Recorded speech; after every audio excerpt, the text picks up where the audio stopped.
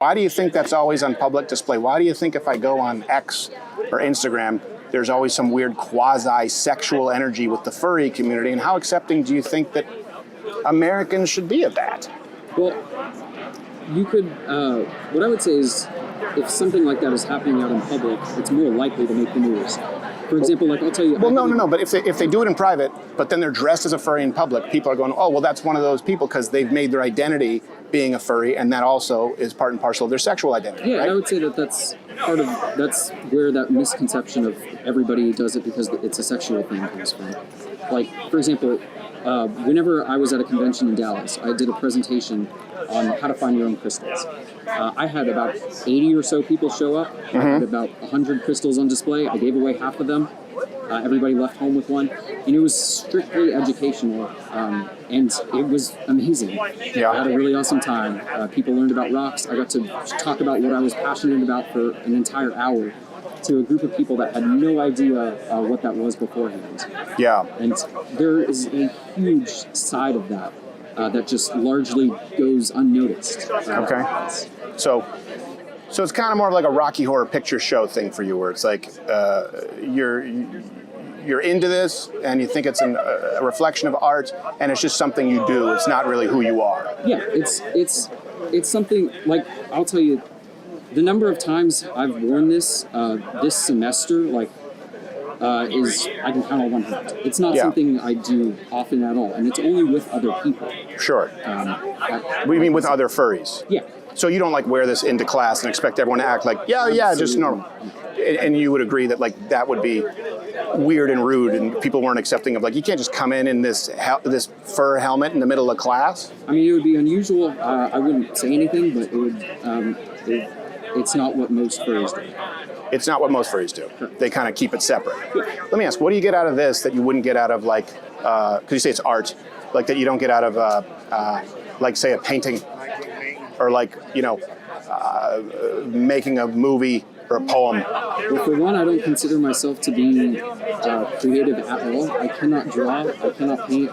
I have a very hard... I mean, I've even tried like music composition, which I can't do, even though I play instruments.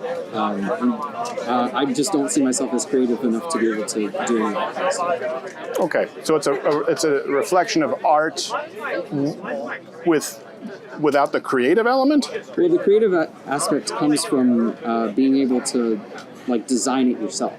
Yeah. So like, yes, I conceptualized this entire thing through an artist. Okay. I had an artist kind of draw out what I had envisioned, and then I decided I like that. It's a reflection of my interests, my weather, my rocks, and just went from there.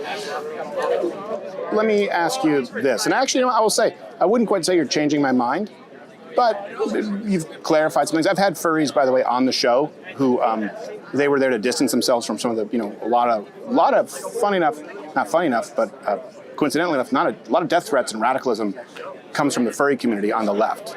And I know Charlie Kirk had to deal with that too. But it sounds like you're saying this is a separate component, like people who might have a hobby. Community, right? It sounds like you find a sense of community. The sense of community is supposed to ultimately enable you to function more effectively and be less lonely in society at large. If you had a son, and he said he wanted to become a furry, and he was a young guy, would you be concerned because of the less tasteful components of the community, or would you think like, hey, it's great, it's just like getting in soccer? I mean, I would offer like words of caution, just like be careful with these kinds of things. But ultimately, I'd support him in whatever choice he chose, and that's kind of what my parents did. They know, and they're actually very supportive. Yeah. Okay. Twisted List may be too personal. You don't have to answer. Okay. Hopefully, I've been respectful enough. Do you have a girlfriend or?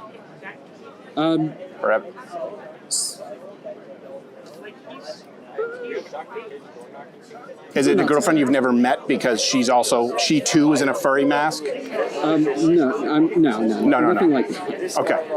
Okay. So you don't. Okay. Yeah. All right. What's the biggest misconception about the furry thing that you would say? If you can right now tell the world, hey, furries are not X. or why? I would say furries do not think that they're animals. That's Okay, probably the but biggest some do. But some do. A very tiny proportion. But Okay. like you're taking a very tiny proportion and applying it to everything. Yeah. I don't think I'm an animal. I know I'm a human. I know I'm a human in the way God made me. Right. Okay. Let me final question. Because if I have a dog, the sweetest dog on the planet, but I guarantee you, if he saw you like this, he'd go ape shit. If a dog attacks a furry, you don't blame the dog, do you? Get it? If the dog is unnerved, it must happen all the time. I've never had any kind of experience. For the most part, they're kind of scared. Yeah. And I mean, my cats kind of freaked out the first time they saw Okay, there you go. So take a cat that had 120 pounds of a cape, and my dog would not like it. He didn't like some people when they were working on the lawn with gaiters over their face, and it's the one time I saw him not like it. This would drive him nuts. So as long as you understand that, I don't want furries going around having dogs euthanized because they're like, hey, I've never this is heard weird. of any kind of event like that happening. Oh, I mean, it's not impossible. Oh, I guarantee you it happens all the time. Oh, and one more thing I'd like to clarify. Yes, Twistle. So furry conventions in general are actually one of the best things for local charities. I don't know if you're familiar with this, but usually every convention will be raising money for some kind of charity. A lot of the times it's like a local animal shelter. Yeah. For example, one convention I attended in Pittsburgh of 2024 Yeah. actually raised about $100,000. That's great.